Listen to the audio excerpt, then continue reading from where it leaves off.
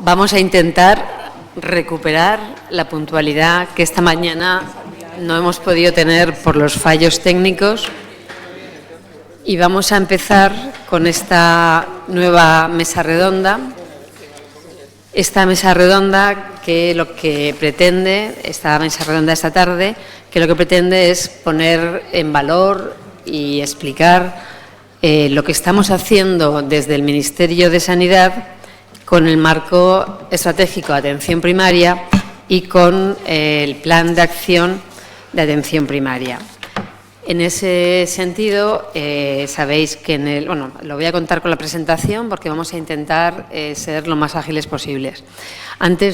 Mientras se va colocando mi presentación, vamos a empezar con la presentación de Pilar Aparicio. Bueno, primero me presento, que no me presenté antes. Soy la Directora General de Salud Pública, donde está ubicada la Oficina de Atención Primaria, que coordina las acciones tanto del Ministerio como con las comunidades autónomas. Esta oficina se empezó a trabajar en ella a partir de la aprobación del Marco Estratégico de Atención Primaria y Comunitaria en 2019 y, de alguna forma, bajo la tutela siempre de nuestra Secretaría de Estado de Sanidad,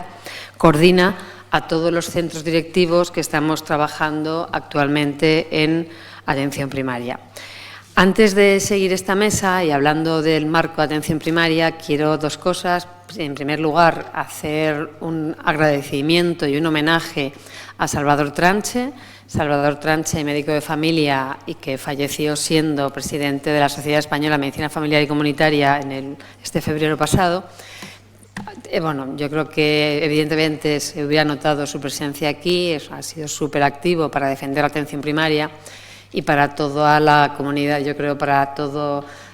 la atención primaria ha sido pues un verdadero palo el no poder seguir contando con él. Así que vaya nuestro homenaje más sentido y desde luego a todas las personas que nos podéis estar escuchando de la Sociedad Española de Medicina Familiar y Comunitaria, nuestra solidaridad con todos vosotros. Por otra parte, mencionaba la Oficina de Atención Primaria y la verdad que sabiendo que este Ministerio de Sanidad y nosotros, yo creo que todos los que estamos aquí en la mesa, intentamos siempre hacer una campaña de que somos un ministerio fundamental en el Gobierno de España, no solamente porque la salud sea importante para todos los ciudadanos, en circunstancias normales, sin necesidad de que haya una pandemia, evidentemente cuando hay una pandemia más. Y además es un ministerio que tiene muchísimas competencias, pero tiene una que es fundamental, que esta mañana hablábamos de ella, que es la competencia de conseguir tener un único Sistema Nacional de Sanidad, como tal lo defendemos, un Sistema Nacional de Salud que cubre a toda la población que reside en nuestro país con la mayor excelencia, con esa mayor calidad de atención sanitaria y con la mayor equidad posible. Y para conseguirlo, esa coordinación que, como habréis visto por las Joint Action y por la relación que tenemos entre nosotros, la verdad que es muy fluida y eso quiero de alguna forma señalarlo de forma clara. Esa relación con todas las comunidades autónomas a través de los diferentes órganos del Consejo Interterritorial, sean las reuniones estables de los diferentes grupos de trabajo, ponencias, comisiones, comités institucionales, o el propio Consejo Interterritorial, o sea bilateralmente con alguno de sus técnicos o con alguna comunidad en concreto, pero es una relación cordial, muy satisfactoria desde el punto de vista de intercambio y de recoger lo mejor y que multiplica, desde luego, por 17 más las ciudades autónomas Ingesa, el esfuerzo que se hace desde el nivel central para conseguir estos objetivos. Y en relación con la atención primaria, además de ese agradecimiento a la Secretaría de Estado, quería hacerlo a todas las personas que componen la oficina. Inicialmente, María Terol, aquí presente, a la que le agradecemos muchísimo porque sabemos el esfuerzo que significa para ella poderse acercar con esa pierna que está recuperando, pero también para Jara Cubillo, que fueron parte fundamental de conseguir ese marco estratégico de atención primaria, y desde luego a las personas que actualmente, con Yolanda Agra, su directora general de calidad asistencial, Paloma y Lourdes, que nos ven, y también Julio, que nos está echando una mano, aunque hoy no pueda estar aquí con nosotros, impresionante, estamos haciendo para que esta coordinación y este Sistema Nacional de Salud tenga esa atención primaria que necesita. Así que muchísimas gracias al equipo y paso ya a presentar a mis compañeros de mesa, que después alteraremos un poquito el orden de intervenciones para poder facilitarle, y aprovecho a presentarla a la primera, a mi izquierda, Noemí Cívicos, directora general de Salud Digital y Sistemas de Información para el Sistema Nacional de Salud, una dirección general y una secretaría general que está también por encima de ella, fundamental en todos los temas que se han planteado esta mañana de la importancia que tiene la digitalización en la información sanitaria y donde, desde luego, no es menos la interoperabilidad tan necesaria entre los diferentes ámbitos del Sistema Nacional de Salud, tanto primaria como hospitalaria, pero también entre las diferentes comunidades autónomas y, desde luego, cada vez más una realidad a nivel europeo. En ese sentido, también en su dirección general está la Subdirección General de Información Sanitaria, que también mencionábamos anteriormente, que nos permite hacer un seguimiento de esa actividad que se realiza en los 3.000 centros de atención primaria y puestos de atención primaria, con un seguimiento en cuanto a sus profesionales, en cuanto a sus actividades, en cuanto también informes específicos que nos permiten, con diferentes recursos, como, y no es poco, la BDCAP, esa cohorte de casi 5 millones de personas, que se hace el seguimiento desde su dirección general. Así que muchísimas gracias. Luego ella nos contará cómo ese plan de acción se está implementando en cuanto a todo lo que es esos fondos importantes que se están utilizando actualmente, tanto de la Unión Europea como de nuestros propios presupuestos generales del Estado, para la digitalización de la atención primaria. Al extremo de la derecha voy a presentar también, no es Cristóbal Velda, como viene en el programa, es Rosario Perona, que viene como su directora en sustitución del director general del Instituto de Salud Carlos III. Creo que al Instituto lo conocéis todos en su papel de institución de biomedicina, tanto en relación con la salud pública como la investigación en nuestro país, como impulsores de esa investigación biomédica tan necesaria, y que en este caso somos conscientes que ese liderazgo de atención primaria, desde luego, tiene que tener un componente investigador, con ese grandísimo reto que tiene el Carlos III de hacer de esto una realidad, y nos contará cómo se está haciendo dentro del plan de acción. Y a mi derecha está también Celia Gómez González, que aunque la haya dejado al final, en este caso no es para nada el tema, bueno, yo creo que es el tema estrella. Celia ella es directora general de Ordenación Profesional del Ministerio, y es evidente que las acciones, todas las acciones relacionadas con los recursos humanos, como bien se ha planteado esta mañana, son fundamentales. Ella nos contará tanto las acciones más generales dentro de las políticas, la normativa del conjunto de nuestro país, también de la Unión Europea, con esa indicación de reducir la precariedad, y también ya cuestiones más específicas, como es toda la relacionada con la formación MIR, con nuevos recursos humanos en el sistema, cómo facilitar que esos recursos se incorporen. Y aunque no está con nosotros, haré yo la presentación, también quiero agradecer al director general de Cartera Común de Servicios del Sistema Nacional de Salud y Farmacia, que está trabajando también activamente, no solamente para mejorar esa cartera de servicios dentro de atención primaria, también mejorando la capacidad de resolución, haciendo accesible a los profesionales de atención primaria de toda la cartera de servicios del conjunto del Sistema Nacional de Salud, incorporando también un tema que ya señalaba también José Figueras esta mañana, se nos queda corto en nuestro país, como es la atención bucodental, y cómo se está trabajando desde cartera para progresivamente incrementar ese apoyo a algo tan importante como es la salud bucodental. Así que, sin más, voy a empezar la presentación que yo tengo y luego le daré lugar a Noemí Cívicos, que ya está con su maleta, que tiene un viaje de trabajo, con lo cual se tendrá que ir corriendo. Muchas gracias.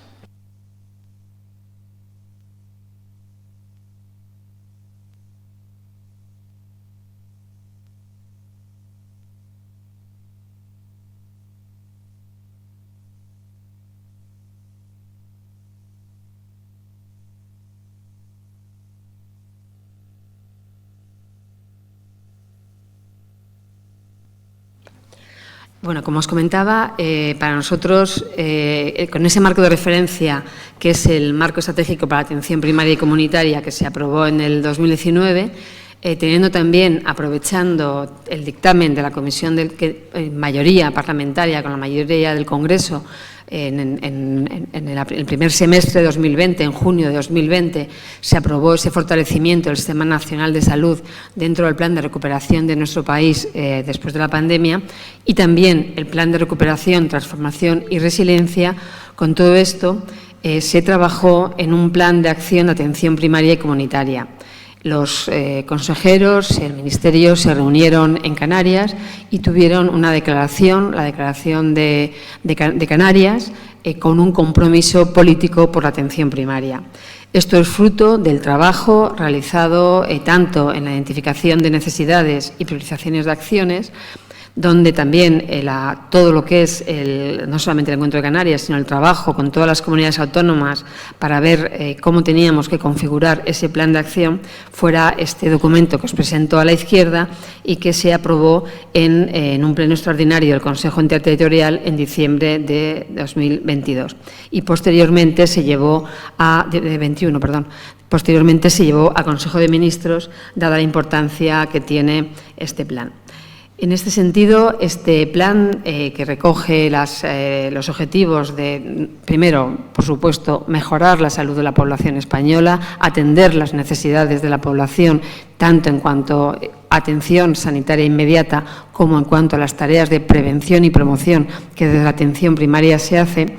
tiene como otros objetivos, para conseguir estos objetivos de impacto en salud real de la población, la implementación de todas las acciones prioritarias contenidas en el marco de atención primaria y comunitaria durante los años 22 y 23 y hacer efectivas todas estas recomendaciones tanto del Congreso de Diputados como de la Unión Europea.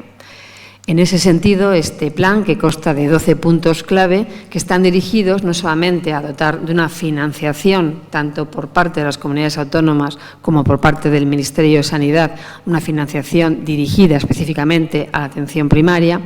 donde los recursos humanos también se incrementaran y mejoraran particularmente sus condiciones laborales. También nos parece que es fundamental aumentar la capacidad de resolución de atención primaria. Comentábamos en uno de los descansos lo que ha cambiado la atención sanitaria en España, con ejemplos de lo que significaba en el año 65 la mayor parte de problemas de salud que no se atendían ni en atención primaria ni en atención hospitalaria, la gente no tenía un centro de referencia.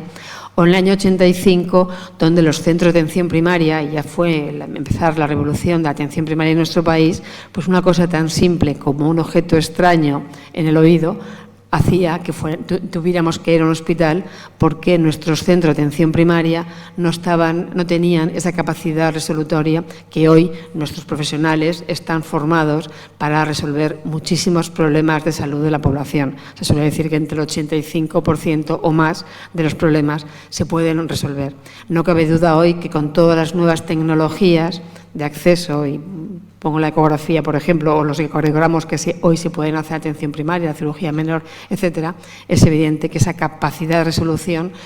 es una revolución total en cuanto a esos servicios que se pueden ofrecer a nuestra ciudadanía. Y esto es importante que la ciudadanía lo sepa, que muchos de sus problemas de salud se pueden resolver en ese primer nivel. Esta mañana se ha hablado muchísimo de la importancia de los datos, de la importancia de la digitalización, de la importancia de esa conexión que nos permite la digitalización con la interoperabilidad, como comentábamos, a los diferentes sentidos, y cómo también las nuevas herramientas nos permiten acercarnos a los pacientes con herramientas complementarias al face-to-face que nos decía Melita esta mañana, al cara a cara, que es evidente la seña de identidad de la atención primaria con su cercanía al paciente, a la persona, a la familia y al entorno. Y por otra parte, un elemento también que se hablaba esta mañana, Melita ponía mucha su atención en la importancia de la gobernanza, del reajuste de los equipos, de la organización, de la atención primaria, y también se ha hablado mucho de esos roles profesionales importantes que pueden ayudarnos a seguir incrementando esa capacidad de resolución, especialmente, como señalaba José Figueras, de la enfermería familiar y comunitaria. Y, por otra parte, la importancia que tiene la actualización de la cartera de servicios con todas estas nuevas herramientas, con todas estas nuevas tecnologías que se nos acercan, además de la bucodental que comentaba. Para nosotros es clave hacer todas estas acciones con la mayor calidad, con la mayor excelencia, de ahí que uno de estos pilares del plan de acción sea el fomento de la calidad asistencial y de la práctica clínica basada en la evidencia. También se ha comentado la importancia de la orientación comunitaria, a la promoción y la prevención en atención primaria como una herramienta fundamental. Cuando la atención primaria, como hemos visto con el COVID, por el desborde del COVID y la situación actual también de crisis, no funcionan bien la promoción y prevención, es imposible mejorar los parámetros de morbimortalidad de enfermedades crónicas como puedan ser las enfermedades cardiovasculares, las enfermedades de cáncer, las enfermedades mentales, etcétera, etcétera. Por otra parte, también hemos señalado a lo largo de la jornada de mañana la importancia del liderazgo de atención primaria como eje vertebrador del Sistema Nacional de Salud, ese refuerzo de la gobernanza, el modelo de dirección y liderazgo y, por supuesto, la accesibilidad de la ciudadanía, mejorar esa gestión de la demanda de la forma que sea más fácil para la ciudadanía el acceder a la atención primaria y, desde luego, la potenciación de la investigación y de la innovación. En ese sentido, el plan de acción era fundamental que estuviera dotado, como decía, uno de los primeros, o el primer pilar de este plan de acción, de fondos para esa implementación. Cuando hablo de 286 millones de euros, estos son fondos de los que dispone el Ministerio de Sanidad, fondos finalistas que evidentemente son solamente, pero son una palanca y no es solo, sino que yo creo que es un papel fundamental para que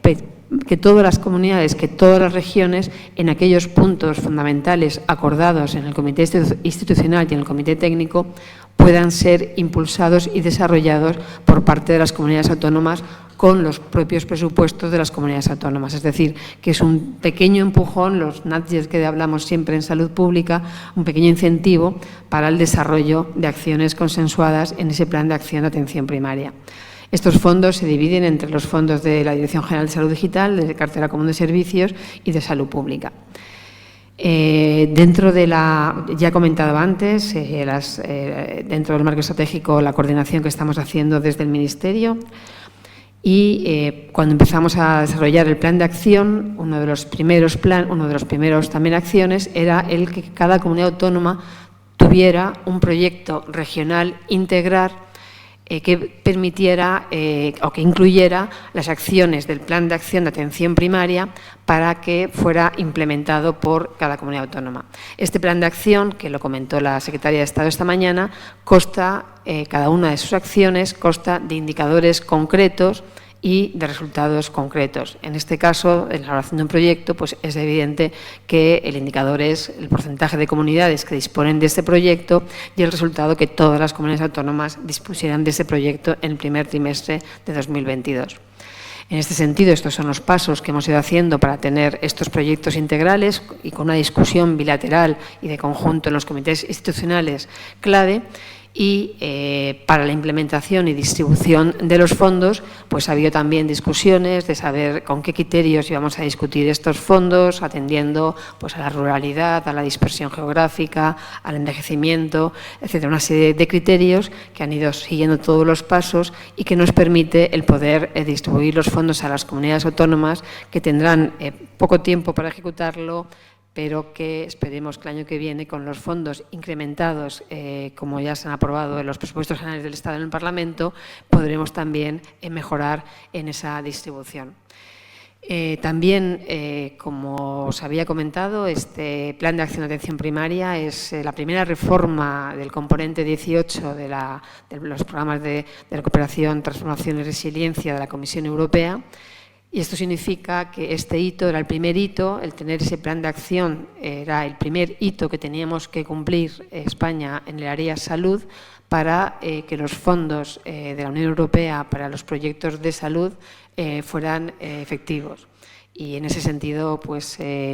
para nosotros ha sido fundamental el tenerse aprobado ese plan, pero que ahora también la propia Comisión Europea nos exige todo el cumplimiento de las acciones incorporadas en ese plan como seguimiento de los fondos europeos.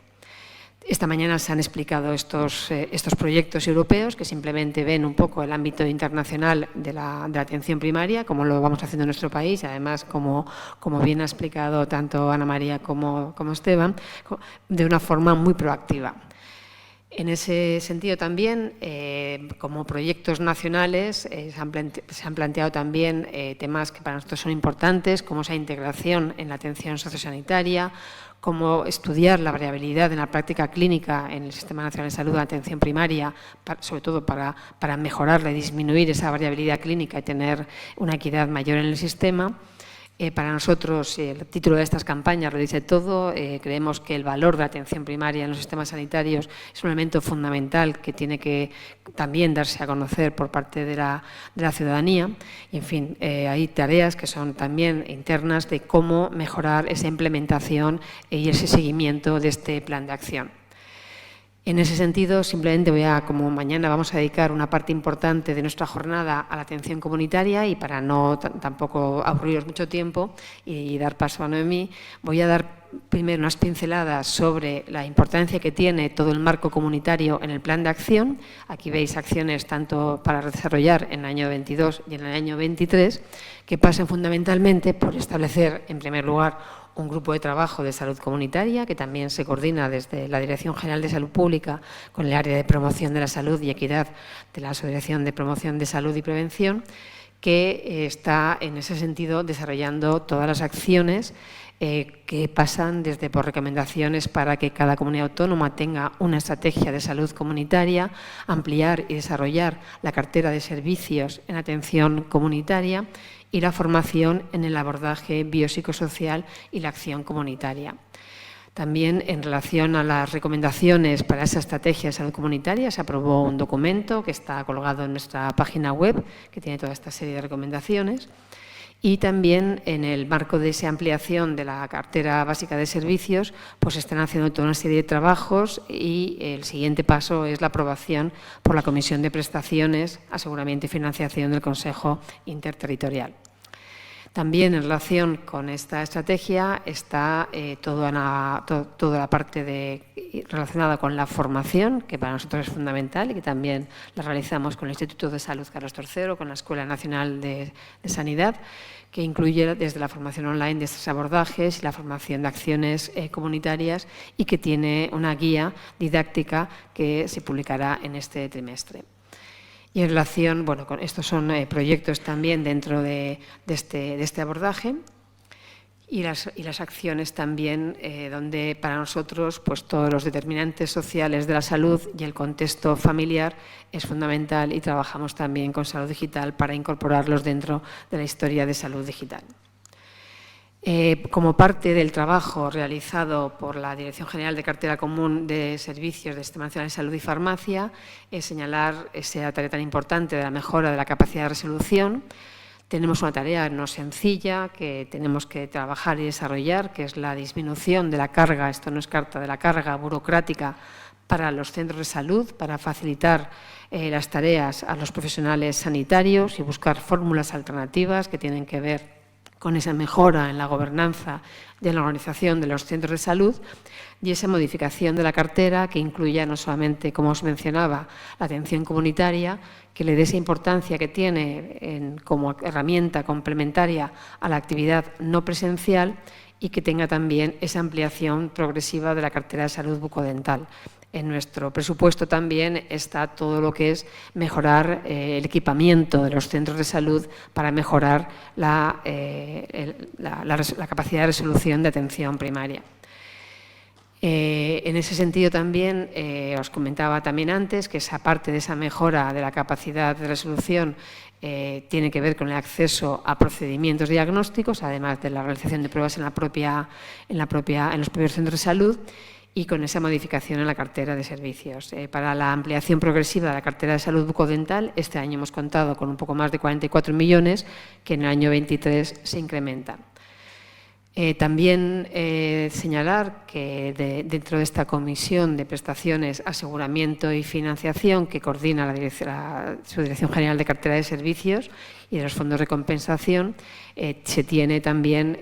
hay que hacer toda una serie de revisiones de procedimientos diagnósticos accesibles en el nivel de atención primaria, como os comentaba anteriormente. Y también dentro de todo lo que es el aumento de la capacidad de la enfermería para poder mejorar su rendimiento dentro de la atención primaria,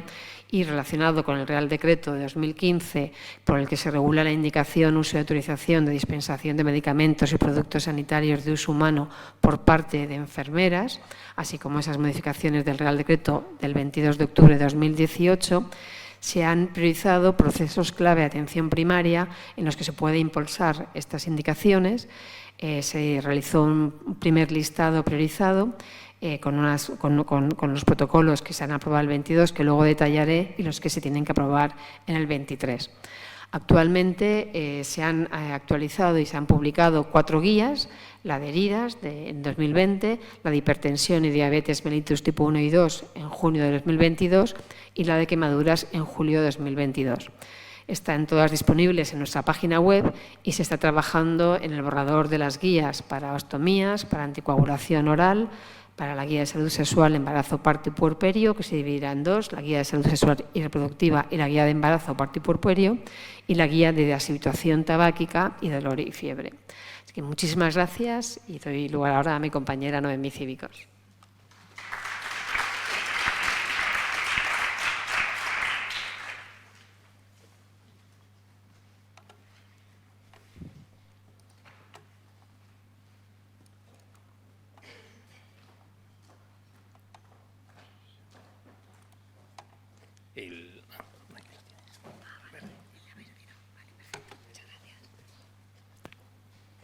Buenas tardes a todos.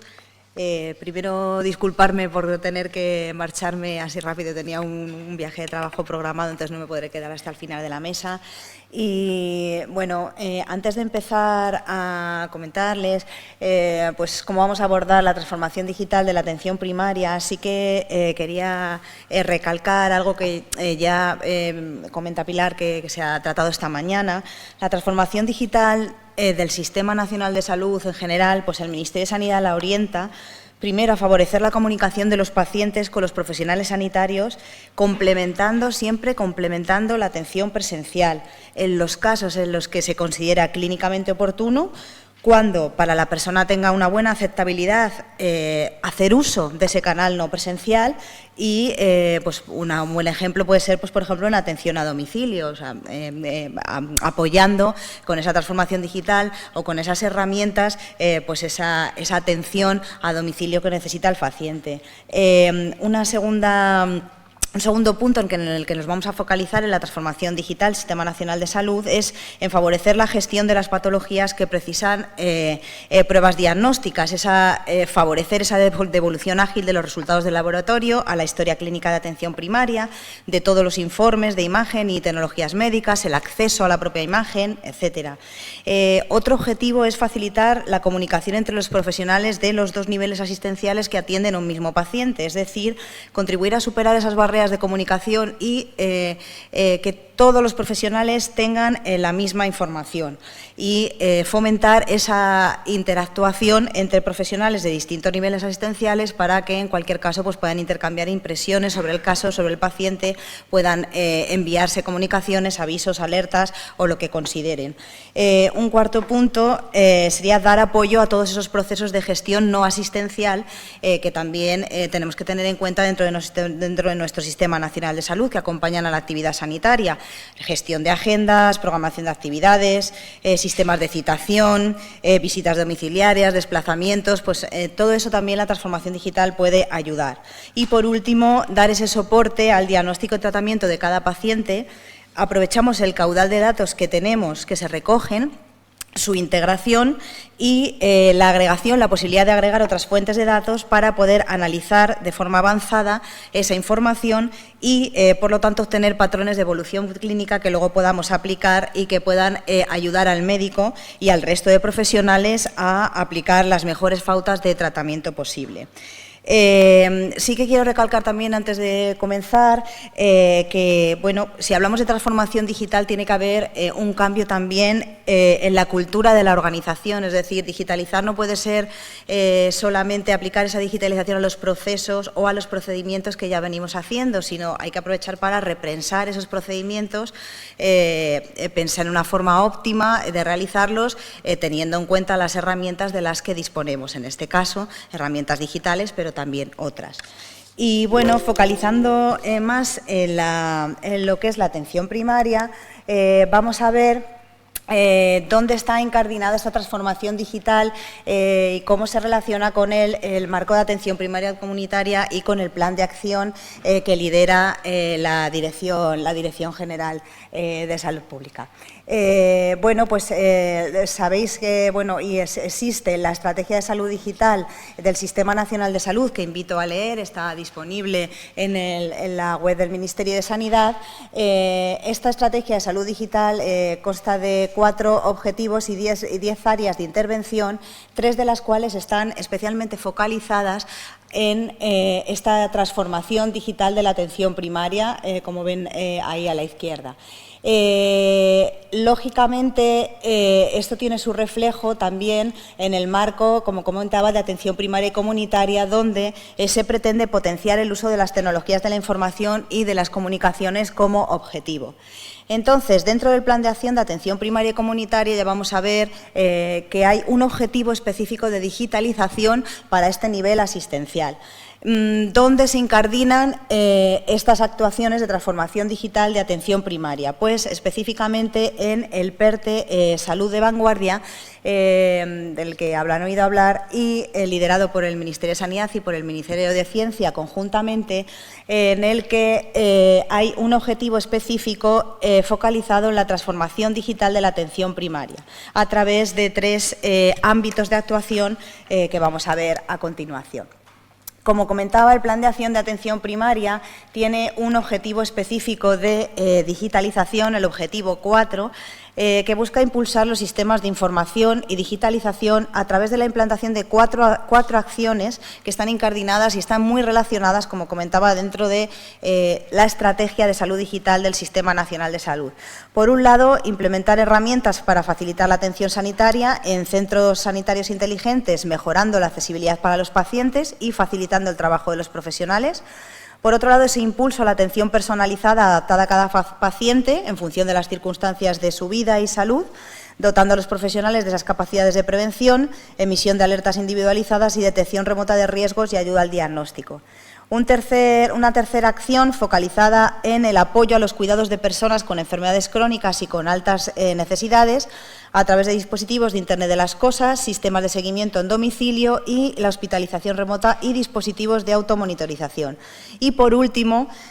impulsar la transformación digital de los procesos de soporte a la gestión asistencial para poder facilitar la evaluación y la mejora continua de los servicios, la transparencia y la toma de decisiones basadas en datos, facilitando el trabajo de los profesionales y aumentando esa calidad de los servicios de atención primaria. Dentro del PERTE de transformación digital de atención primaria, ya hemos comentado que existía ese objetivo estratégico focalizado en este cometido. Tenemos un presupuesto de 230 millones de euros para el desarrollo de proyectos de transformación digital de atención primaria que se vehicularán a través de transferencias a las comunidades autónomas. Este año 2022 se han transferido ya 70 millones de euros a las comunidades para este fin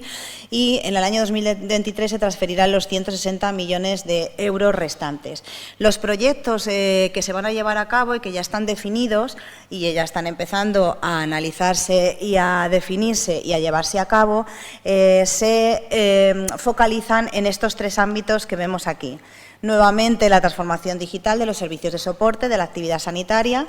la construcción de ese centro sanitario inteligente, esas herramientas tecnológicas para facilitar la atención sanitaria en los centros de salud y luego un tercer ámbito que focaliza en la atención personalizada, es decir, el desarrollo de la cartera de servicios de los centros de salud, específicamente diseñados sobre todo a estas personas a colectivos de pacientes que requieren una atención personalizada, continuada y sistemática en función de sus circunstancias de vida y salud. Podemos ver unos ejemplos de cada una de las líneas de trabajo que se están abordando en cada uno de los ámbitos. En el caso de transformación digital de los servicios de soporte, pues tenemos formación, gestión de recursos humanos, gestión de activos y trazabilidad, gestión de la demanda, gestión de agendas, de citas. Dentro del Centro Sanitario Inteligente tenemos la mejora de la historia de salud digital. Muy importante el apoyo a la promoción de la salud y la prevención de la enfermedad y la discapacidad, la implementación de la teleconsulta y la interconsulta, el apoyo a las urgencias, intentar implementar esa gestión por procesos. También muy importante, como vamos a ver, con un grupo de trabajo específico, la mejora de los canales del paciente. Nuestra relación con el paciente tiene que mejorar y para ello están a nuestra disposición estas herramientas digitales, si así lo consideramos. Y, bueno, en el tercer ámbito de atención personalizada, pues tendríamos esas líneas de acción dirigidas a la atención a necesidades de pacientes crónicos, atención sociosanitaria, todas las herramientas de ayuda al diagnóstico que nos ofrecen las tecnologías de inteligencia artificial y Big Data, telemonitorización y la ayuda y la medicina personalizada y de precisión. ¿Cómo vamos a abordar estos proyectos de ejecución colaborativa? Bueno, digo ejecución colaborativa, ya me he adelantado un poco. En la estrategia de salud digital hay tres formas de abordar las líneas de acción que están incluidas dentro de esta estrategia. Una, que es la clásica, por así decirlo, donde bueno, pues el Ministerio ejecuta esos proyectos, esas líneas de acción con la participación de las comunidades autónomas. Una segunda, donde se abordan aquellas líneas de acción de ejecución compartida entre ministerios y comunidades autónomas,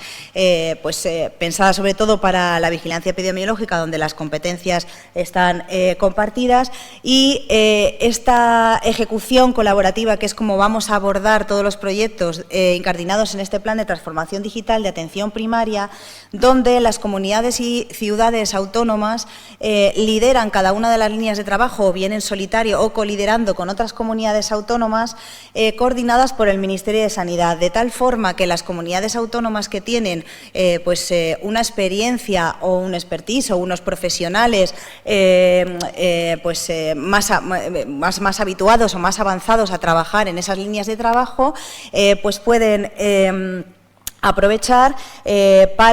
o liderar esas líneas de trabajo, pues para poder, como vamos a ver, obtener una serie de resultados que sean luego extrapolables a todo el Sistema Nacional de Salud y no solamente a una comunidad autónoma en concreto. El resto de comunidades autónomas que no lideran esas líneas de trabajo pueden participar en esas líneas, o bien como participantes o bien como interesados.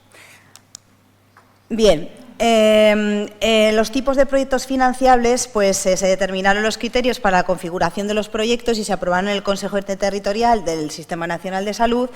y son los siguientes. Al menos el 60% del importe se debe destinar a proyectos en este modelo de ejecución colaborativa, en las que participan varias comunidades y ciudades autónomas y la línea es coordinada por una o varias de ellas. Y luego el restante 40% se puede destinar a proyectos de ejecución individual. Pues bien, las comunidades autónomas han decidido destinar más de un 77% del importe de programa a proyectos de esta modalidad, en ejecución colaborativa. Tengo que decir que está siendo un absoluto éxito este modelo colaborativo. Las comunidades autónomas están trabajando de forma excepcional y desde luego, pues esperamos poder continuar con este modelo colaborativo, no solo en el horizonte temporal de la Estrategia de Salud Digital, que finaliza el año 2026, sino incluso más allá. Para los proyectos individuales también se exige que el resultado de esos proyectos individuales pueda ser, como digo, después extrapolable o utilizable en otras consejerías de salud de otras comunidades autónomas y no solamente en la que lo realiza. ¿Qué esperamos obtener con cada uno de los proyectos? Pues estos serían los resultados esperados. Esperamos obtener o bien modelos, productos o servicios que puedan ser, como digo, reutilizados en todo el ámbito del Sistema Nacional de Salud, incluso que puedan ser adoptados como estándares o como normas de facto por el Consejo Interterritorial del Sistema Nacional de Salud a través de la Comisión de Salud Digital, donde tienen representación todas las comunidades autónomas, además del Ministerio.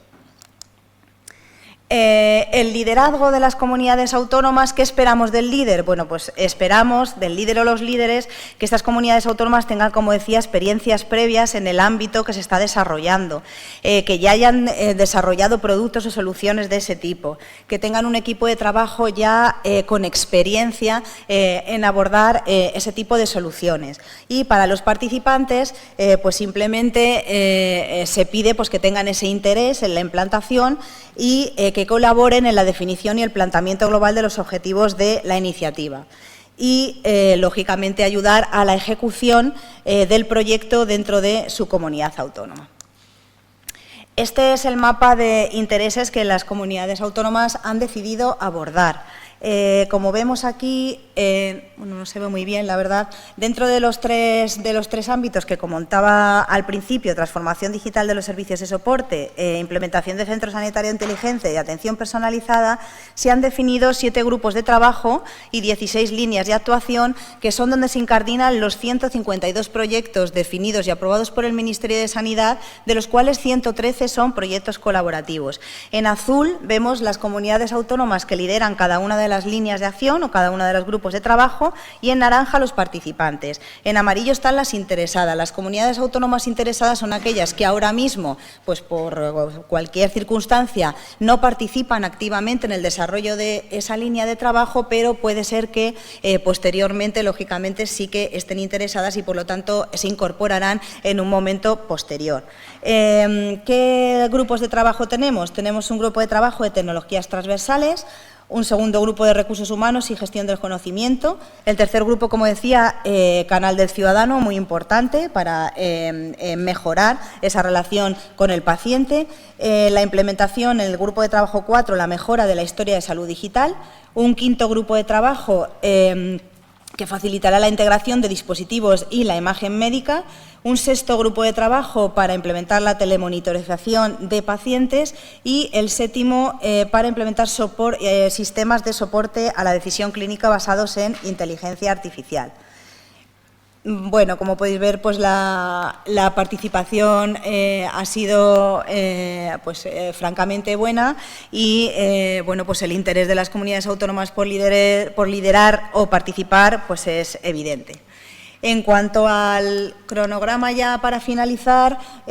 comenzamos en febrero del año en curso con la presentación del plan a las comunidades autónomas. Se les indicó pues esta idea de este modelo colaborativo, que la verdad es que fue muy bien recibida. En abril del año 2022, de este año, pues se celebró la sesión ordinaria donde se aprobó este plan de trabajo colaborativo, los criterios de selección de proyectos y un primer mapa inicial de proyectos. Durante los meses de mayo y junio se recibieron las expresiones de interés por parte de las comunidades autónomas, definiendo esos proyectos tanto colaborativos como individuales, y se aprobaron los proyectos por parte del Ministerio de Sanidad. Y durante los meses de agosto y septiembre se produjo esta aprobación, bueno, principalmente en septiembre, de la distribución de los fondos, criterios de distribución y la propia distribución de los fondos en Consejo de Ministros, y posteriormente en la Conferencia Sectorial de Administración Pública, porque bueno, estos fondos son los 230 millones de euros, provienen del Plan de Recuperación, Transformación y Resiliencia del componente 11, inversión 3, que gestiona en concreto la Secretaría de Estado de Función Pública, y por lo tanto por eso han tenido que ser aprobados en la Conferencia Sectorial de Administración Pública. Esta aprobación de distribución se puede consultar en el BOE, está publicada el día 22 del 9 del año 2022, del año en curso. Y desde el mes de septiembre pues ya estamos trabajando con las comunidades autónomas en esa definición, en esa implementación de proyectos, proyectos en ese modelo de seguimiento, tanto administrativo, porque Europa luego, lógicamente, tenemos que cumplir una serie de hitos en el año 2025-2026 que Europa nos va a exigir y, por lo tanto, tenemos que hacer ese seguimiento de que lo estamos haciendo bien y, además, pues un seguimiento técnico de que los proyectos son adecuados al objetivo que nos estamos marcando desde el punto de vista técnico y también de resultado, ese resultado global y común para todo el Sistema Nacional de Salud, que ya es un poco el objetivo último de este modelo de proyectos colaborativos. Y, bueno, pues como se ven aquí, tenemos estos objetivos, tanto OA como CID, que son los objetivos o los hitos que marca Europa que debemos de cumplir. El OA es no obligatorio y los hitos CID son hitos obligatorios que debemos de cumplir de cara a Europa, pues para justificar que el presupuesto asignado a esta transformación digital de atención primaria pues se ha realizado y se ha ejecutado de forma adecuada. Y bueno, por mi parte, pues nada más y muchísimas gracias por vuestra atención.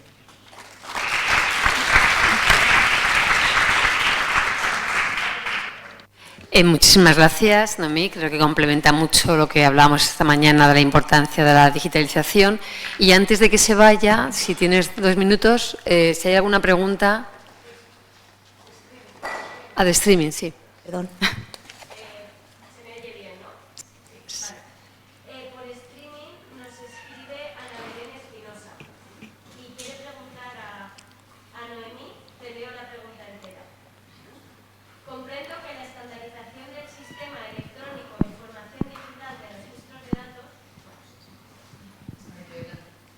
Te oyen en streaming. Sí, mejor.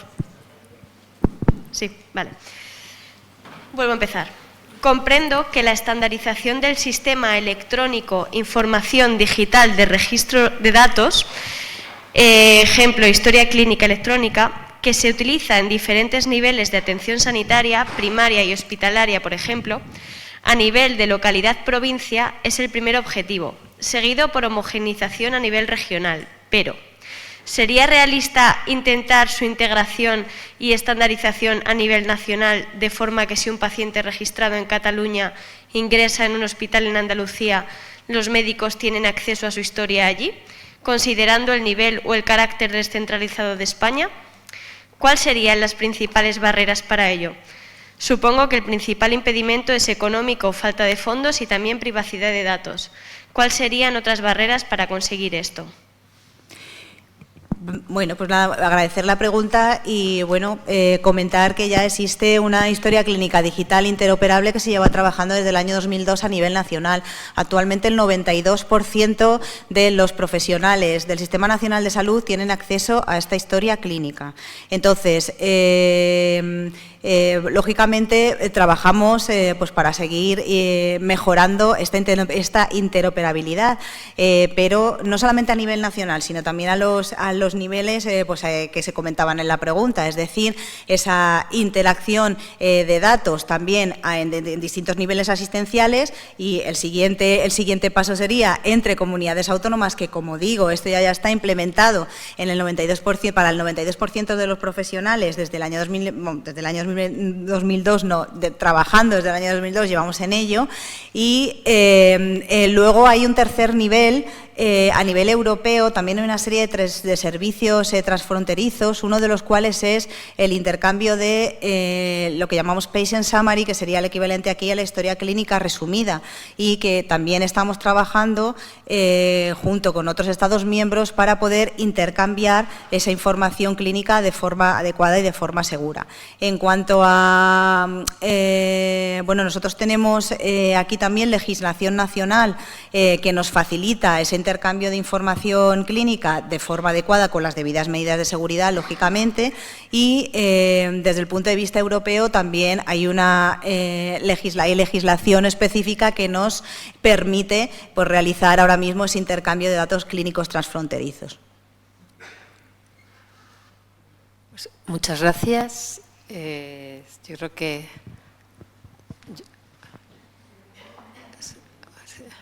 Muchísimas gracias. Bueno, muchas gracias, Noemí, que tengas buen viaje y seguimos con la sesión. Ahora es el turno de Celia Gómez González, directora general de Ordenación Profesional.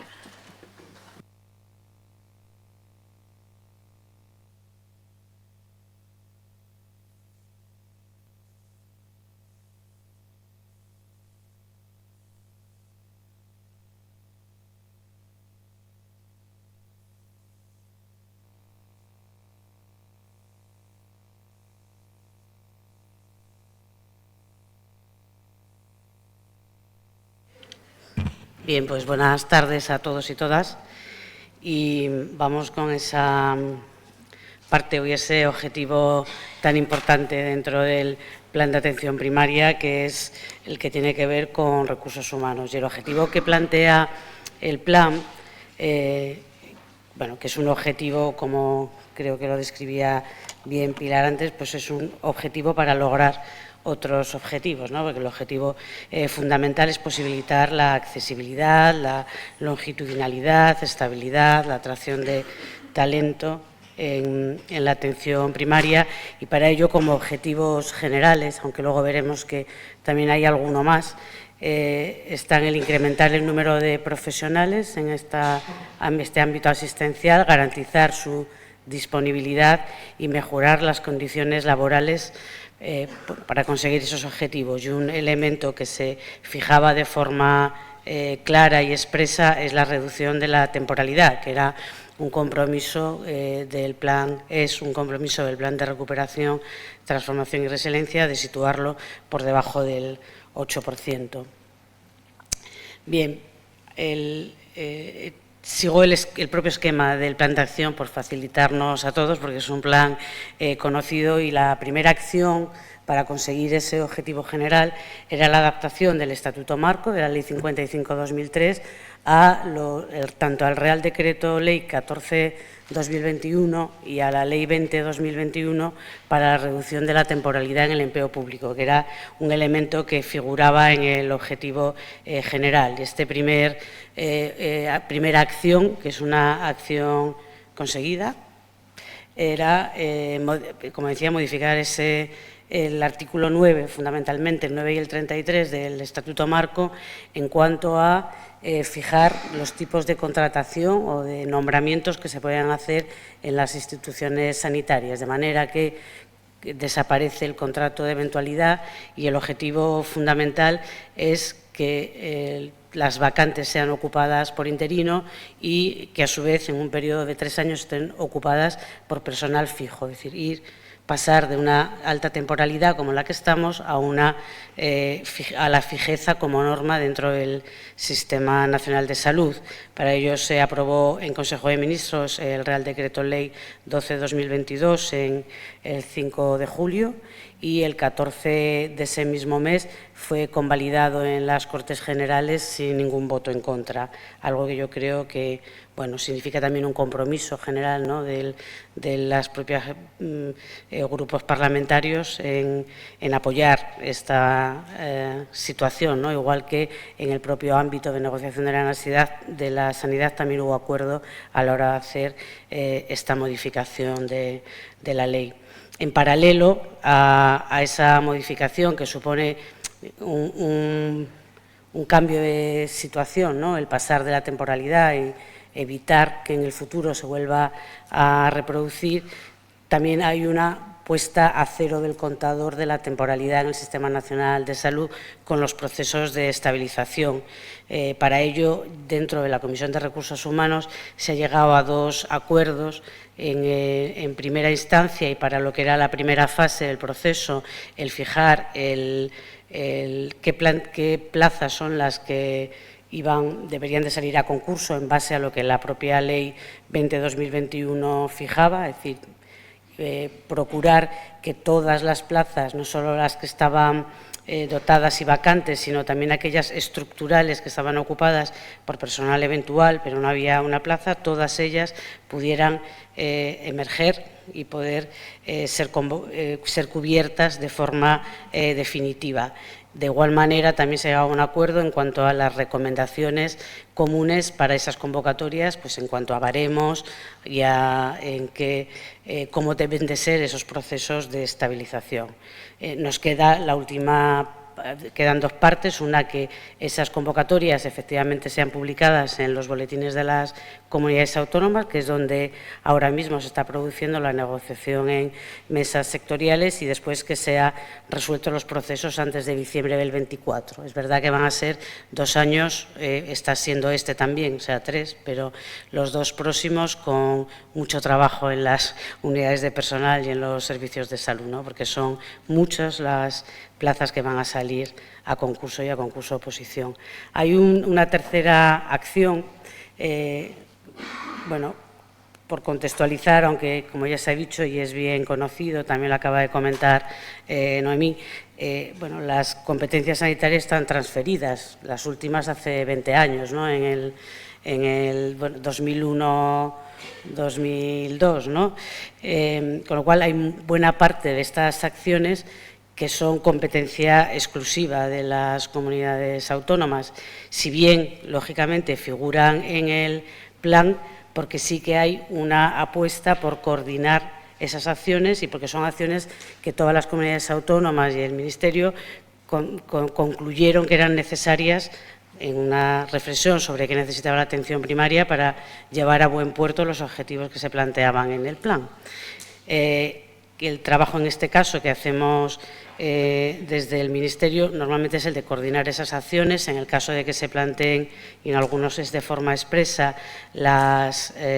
acciones concretas por parte de la Comisión de Recursos Humanos, lo ponemos en marcha, y en otro, bueno, pues estaremos también atentos al papel que podamos hacer de evaluación o seguimiento de las mismas. En este caso es el cubrir las vacantes que necesitan los servicios de salud con contratos de interinidad. Bueno, esto que para quienes somos del Sistema Nacional de Salud lo entendemos bien, pero quizás no tanto quienes no lo están, pero teníamos un volumen muy alto de contratos temporales que eran eventuales, o sea, que no estaban sobre una plaza vacante, sino que simplemente estaban por encima de plantilla y digamos que no tenían una duración, tenían una duración a veces dependiendo de las circunstancias de la actividad o de otras cuestiones más coyunturales. El hecho de cubrir las vacantes con contratos de interinidad, es decir, que haya vacantes y que se cubran con interinidad, da una estabilidad, aunque no sea definitiva, a los profesionales que trabajan en las instituciones sanitarias. Bien, en este caso, lógicamente, esa creación de vacantes y la contratación como interinos es una labor, lógicamente, de las comunidades autónomas, en las cuales, bueno, cuando concluya este año y también el 23, haremos evaluación de si los objetivos que se plantean, que razonablemente deberían de estar cubiertos, dado que el Real Decreto Ley obliga a que así sea. Pero, bueno, tenemos que ir haciendo el seguimiento para comprobar que es así. También en el caso esta es una acción pendiente de 2022-2023, que es abordar las condiciones laborales. ¿Qué estamos haciendo en este caso? Tenemos dentro del ámbito de negociación de la sanidad con las organizaciones sindicales mayoritarias un grupo de trabajo para abordar condiciones laborales, pero también, aunque luego lo referiré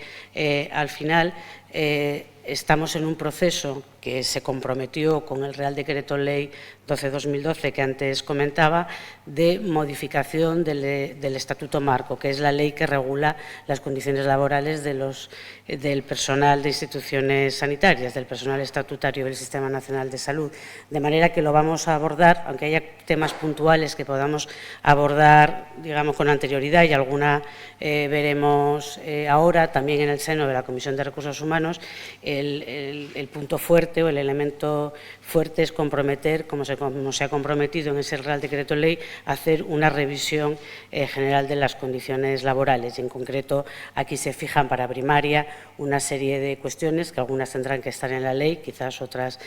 no sea necesario, pero bueno, al menos fijar las cuestiones básicas que después se puedan desarrollar en cada comunidad autónoma. En concreto, ahí se mencionaba, y aquí en la acción 2.5 se fija, el trabajar en concreto sobre la identificación de los puestos de difícil cobertura y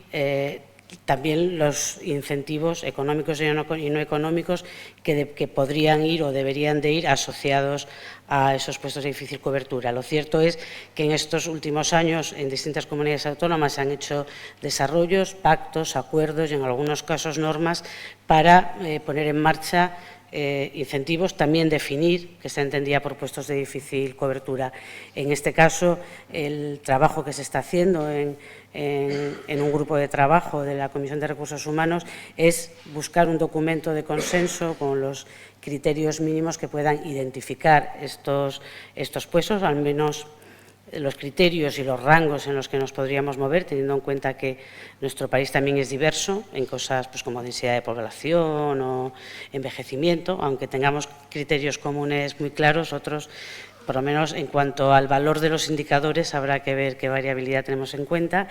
y también qué incentivos, tanto económicos como no económicos, se pueden trabajar. La idea es, como digo, llegar a ese documento de consenso, tener una cierta homogeneidad, por lo menos en la metodología con la que trabajemos, y que pueda ser de aplicación rápida, independientemente de lo que ya está en marcha, pero que pueda ser para el conjunto del país, porque en este caso sí que es común que en todas las comunidades autónomas tenemos puestos de difícil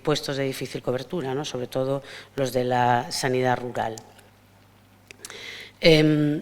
Esta es otra de las acciones que descansa fundamentalmente en las comunidades autónomas, que es el cómo atraer y fidelizar a los residentes, al personal que hace la formación sanitaria especializada en las instituciones sanitarias y conseguir esa fidelización, incentivando y buscando también contratación que sea de larga duración. Lo lógico también tendría que ser, en el caso de atención primaria, en el que hay vacantes en plazas de medicina de familia, que se ocupen, se saquen digamos, se cubran con personal interino,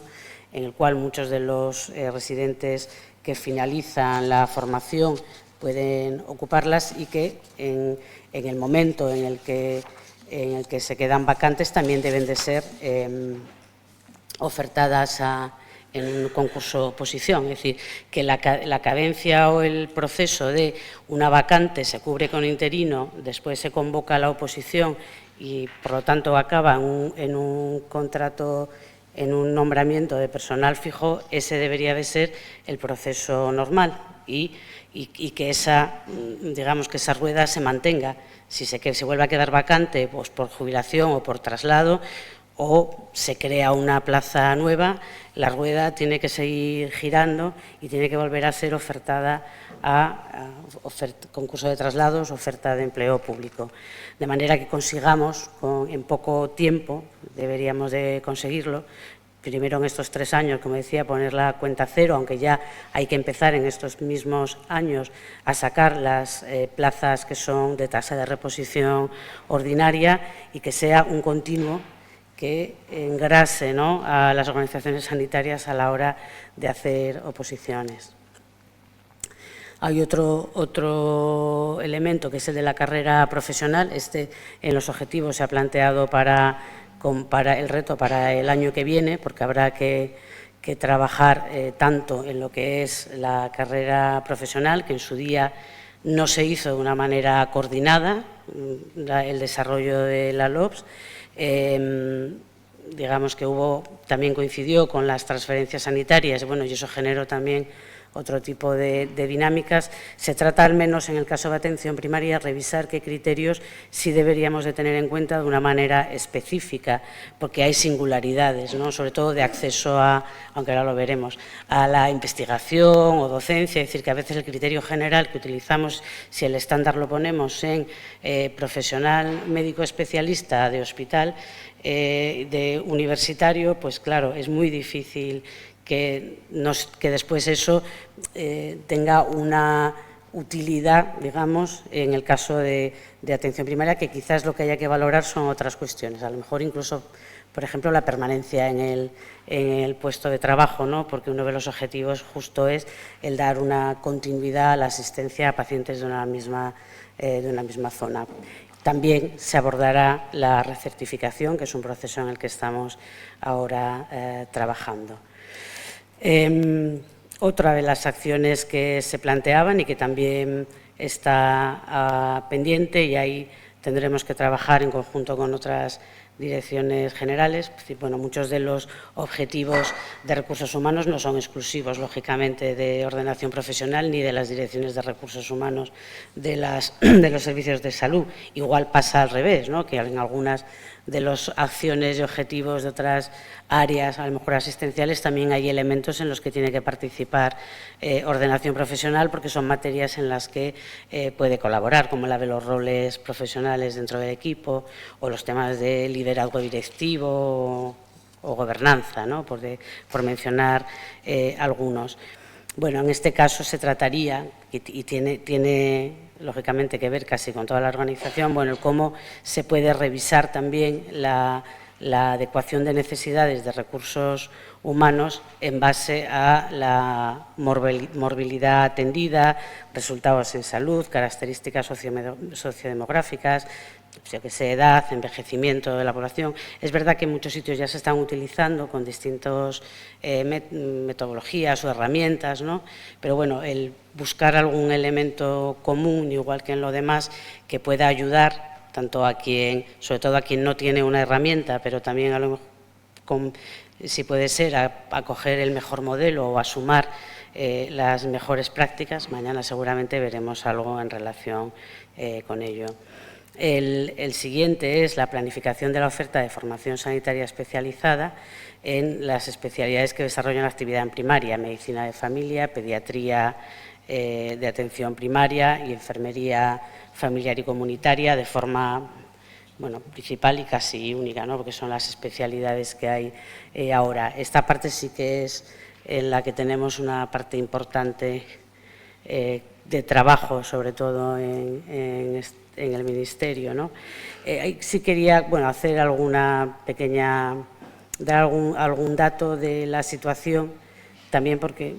conocer la situación también nos ayuda a ver qué necesidades tenemos a futuro, ¿no? Para eso hacemos los estudios de necesidad y oferta de profesionales. Esta mañana se hablaba, y es un lugar común en estos momentos y en el entorno en el que hablamos, de la escasez de profesionales, ¿no? Que además, es cierto, en nuestro país, además, los años 80, que fueron los años de inicio de la reforma de atención primaria, había además un volumen alto de licenciados en medicina, y se amplió mucho en aquellos momentos los centros de salud, los consultorios. Hubo un cambio de modelo, ¿no? Que absorbió muchos profesionales. Desde aquella hasta ahora ha habido momentos en los que no hemos formado los suficientes para poder ir haciendo el reemplazo, ¿no? Amén de otras cuestiones que hay que valorar. Es decir, que es multifactorial el déficit, más allá de que también es un dato común a otros países, ¿no? Y regiones de nuestro entorno. Es decir, que hay muchos elementos comunes, luego hay algunos singulares. En cualquier caso, y cogiendo los últimos años, que cogemos casi que el inicio, los efectos de la crisis de 2008 hasta el actual, que estamos en la crisis pospandemia y con una guerra, ¿no? En fin, que llevamos una década un poco compleja. El incremento de la oferta de formación sanitaria especializada en medicina de familia y comunitaria ha ido teniendo un incremento, sobre todo en los últimos 4 años, importante. En este momento estamos ofertando el 98% de las plazas acreditadas. Habrá que también, y veremos, porque hemos abierto un proceso hace poco de revisar nuevas unidades y plazas. Pero bueno, el esfuerzo es importante, yo creo que es relevante mencionarlo, y se hace, como decía antes, intentando adecuar esa oferta a las necesidades que va teniendo el sistema sanitario.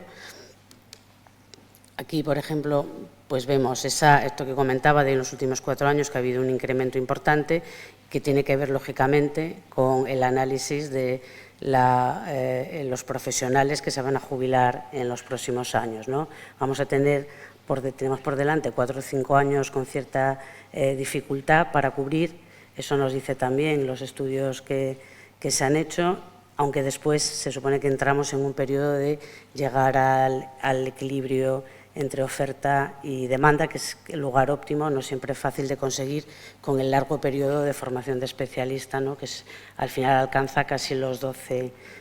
años. En este sentido, y es también otro tema que se está debatiendo, pues tenemos un gap, una diferencia entre la oferta que hacemos de plazas de formación para graduados de medicina, egresados de medicina, y el número de egresados que salen de las facultades, mil y pico, ¿no? Algo más de 1000 de diferencia en los últimos años, que bueno, se cubre en parte con extracomunitarios o con personas que en años anteriores no han obtenido una plaza, pero aún así hace que la oferta, ahora mismo estamos en una situación en que la oferta es eso, una oferta en la cual casi que uno puede elegir la especialidad, salvo, bueno, entrando en competencia, lógicamente, con los demás, y de hecho puede dar lugar, y este año ha dado, a que se quede en plazas sin cubrir. ¿Por qué en medicina de familia? Por el atractivo, puede ser en parte, pero también porque casi 1 de cada 4 plazas de formación sanitaria especializada son de medicina de familia. Luego, la que más opciones puede tener a quedarse sin cubrir, pues es la que más oferta, ¿no? Las ratios tanto de profesionales como de oferta de plazas difiere. Lógicamente hay una relación entre un dato y el otro, pero también es un elemento a trabajar desde luego en la ratio de profesionales por habitante, pero también en la oferta de plazas por habitante, buscando un esfuerzo equitativo, también dependiendo de las circunstancias de cada servicio de salud, lógicamente. En el caso de enfermería de familia comunitaria, el crecimiento es muy alto. También es verdad que partíamos de una situación, bueno, de menor oferta de plazas, pero también de inexistencia en algunos casos o recién aprobada la especialidad de enfermería familiar y comunitaria, algo que todavía es un elemento con el que debemos de trabajar a futuro, pero bueno, el incremento es importante en los últimos 4 años, de un 159%, en fin, que se está de verdad haciendo una apuesta, ¿no?, en los servicios de salud por esta especialidad. En el caso de pediatría, aquí bueno, se ofertan el 99% de las plazas que están acreditadas. El incremento en estos años también es importante, el 18%. Menos sobre el año anterior, bueno, porque las plazas acreditadas están prácticamente todas ofertadas. El problema en pediatría es más de la atracción que tiene el hospital para los especialistas en pediatría que el hecho de que no haya suficientes, ¿no? Se ocupan más en hospitales y también porque en este caso la oferta de trabajo en centros privados o en el ejercicio libre de la profesión tiene también una salida importante, ¿no? La revisión de los programas formativos era otra acción, era necesario por el tiempo que tiene, ¿no?, que llevaba sin revisarse el programa, que está ahora mismo a punto, en unos días, de iniciar el trámite de información pública, lo cual, bueno, pues era un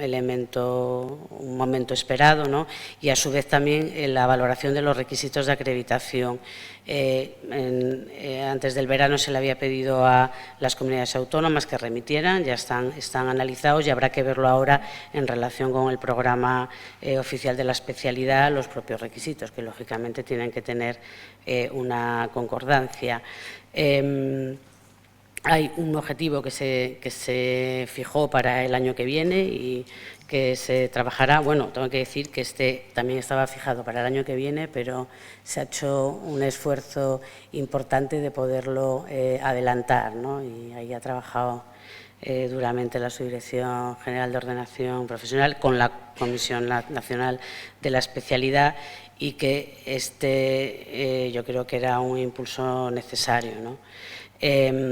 como decía, el hablar o el establecer incentivos para la función tutorial es otro elemento importante. Sabemos que periódicamente, ¿no?, a veces se producen cansancios de los tutores en algunos casos porque la carga asistencial en estos años está siendo, este último año, 2 años, ¿no?, alta y compleja por la pandemia, y hace que la carga tutorial, bueno, pues a veces no, suponga un esfuerzo importante que a veces o casi siempre está poco compensado, ¿no? Y esa parte la tendremos que revisar, tanto por potenciar la calidad de la formación como por cuidar de las personas que tienen ese compromiso claro y casi militante con la docencia. Y ya por último, antes lo comentaba, hay 2 temas importantes que se fijaban en el objetivo. Uno era la reducción de la temporalidad, que era lo que antes al principio comenté, ¿no?, el poner a cero el contador y hacer las modificaciones normativas que impidan en el futuro repetir la situación, y también fijar que, bueno, que ha sido un trabajo que se consensuó con las comunidades autónomas, que también se negoció y se llegó a un acuerdo con los sindicatos y que ratificó el Congreso sin ningún voto en contra, y es un elemento clave, y es bueno cómo se ha producido el acuerdo. Y algo similar, que además se fijaba en ese Real Decreto y antes comentaba, es el abordar la modificación del conjunto del Estatuto Marco 20 años después de su aprobación, con el objetivo de mejorar las condiciones laborales de los profesionales de instituciones sanitarias, ¿no? Y es otro trabajo, pues, que lógicamente se está haciendo tanto en el ámbito de negociación con los sindicatos mayoritarios como también en coordinación con las comunidades autónomas, tal como señaló el Real Decreto Ley. Y muchas gracias.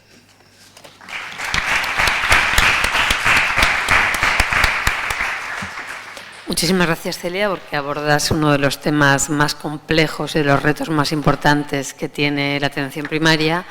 Y quiero señalar que además en la presentación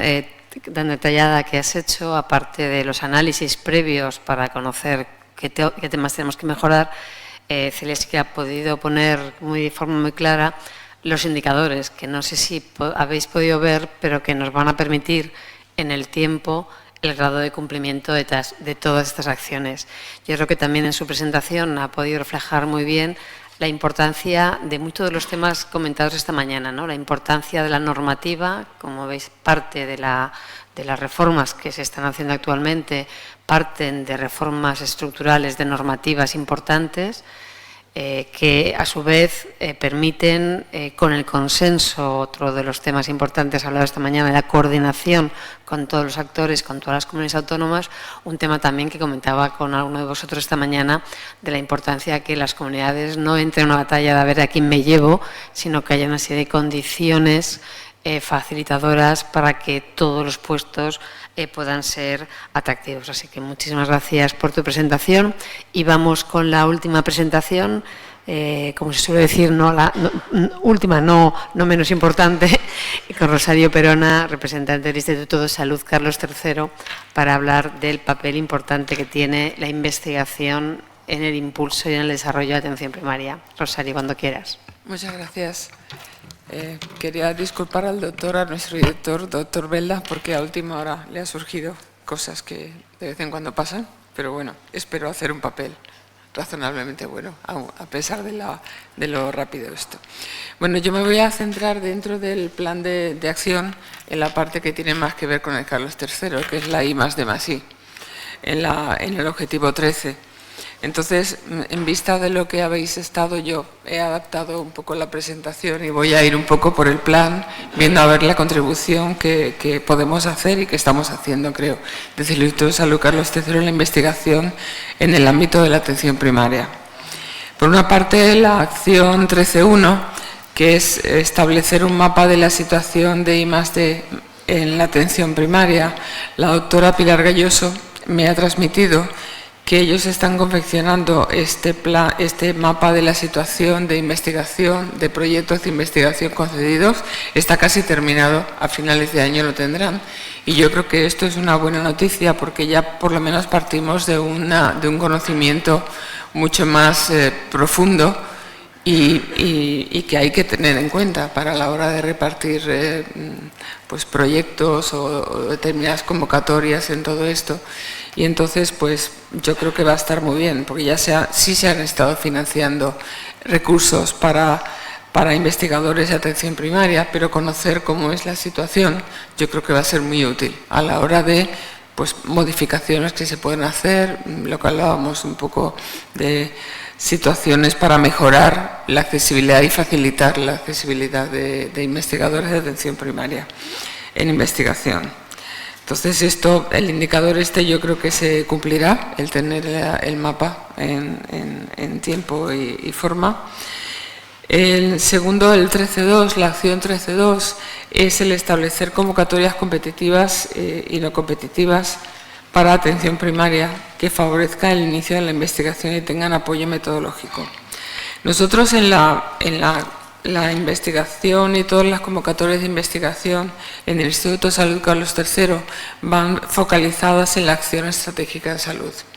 Y dentro de la acción estratégica de salud, si hemos que son todo convocatorias competitivas, si hemos estado facilitando, incorporando tanto en las prioridades temáticas como en las líneas de investigación aquellos temas que tengan que ver con investigación en atención primaria, enfermería también en este caso. Las prioridades temáticas de científico-técnicas, por una parte, establecen la posibilidad de investigar en herramientas, tecnologías y soluciones digitales para la salud y cuidados, promocionando el desarrollo y uso de técnicas de herramientas innovadoras para mejorar la calidad de vida de los pacientes y la necesidad de impulsar el desarrollo de tecnologías de la información sanitarias, hablamos antes de las digitales, dentro de toda la investigación y la atención primaria. Y todo ello favoreciendo en cuenta los sistemas de interoperabilidad, seguridad, confidencialidad y estandarización para la mejora de atención sanitaria. Por otra parte, los sistemas de atención sanitaria afrontando el reto de sostenibilidad y accesibilidad y su potencial como herramienta para reducir desigualdades y actuar como motor de desarrollo económico. Y destaca en estas líneas, que esto es todo lo que sale del BOE a principio de año con todas las convocatorias, esto aplica a todas las actuaciones, la necesidad de fomentar líneas de investigación dirigidas al desarrollo de nuevos modelos de cuidado de salud, transformación de modelos organizativos y asistenciales para adaptar a los servicios a los cambios sociales y envejecimiento de la población, incluidos los movimientos de población, dispersión geográfica en zonas rurales y especial atención a atención primaria. Esto es en cuanto a las prioridades temáticas, pero también en las líneas de investigación prioritarias se encuentran, por ejemplo, el fomento de la investigación en salud pública, salud ambiental, salud laboral, dependencia, servicios de salud para mejorar la calidad de vida de la población. Está enfocado en nuevos métodos de investigación, generación de bases científicas para sustentar políticas y toma de decisiones y mejorar las capacidades de innovación de los servicios del Sistema Nacional de Salud. Una de ellas es la efectividad y eficiencia de intervenciones en salud pública, la promoción en salud, la prevención primaria de enfermedades y discapacidad y especial prioridad en intervenciones sobre la nutrición, ejercicio físico, conductas adictivas, etc. Y finalmente, en investigación en tecnologías de la salud, de información, comunicación aplicadas a la salud, con especial prioridad análisis integrados de datos epidemiológicos, genéticos, clínicos y medioambientales para la innovación de cuidados en salud, innovación orientada a mejorar la eficiencia de servicios de atención primaria y aquella evaluación de servicios sanitarios con especial prioridad a los de continuidad asistencial y de atención sociosanitaria. Entonces, hemos intentado en esta acción estratégica de salud de este año de incorporar e innovar en las distintas áreas en las cuales los profesionales de atención primaria pueden acudir y pueden establecer proyectos de investigación. Yo creo que lo tenemos, todo es mejorable, evidentemente, pero bueno, yo creo que lo tenemos bastante incorporado dentro de los programas de investigación. De hecho, yo creo que, simplemente por matizar unas cifras, si uno mira los proyectos de investigación en salud desde el año proyectos de investigación solamente, ¿no? Como financiados desde 2016 a 2021.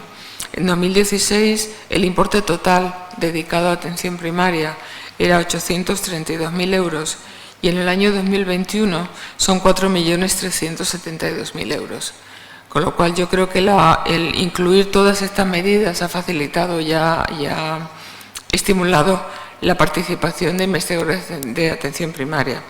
Por otra parte, también dentro en general de la AES, para todos los investigadores, se ha hecho un especial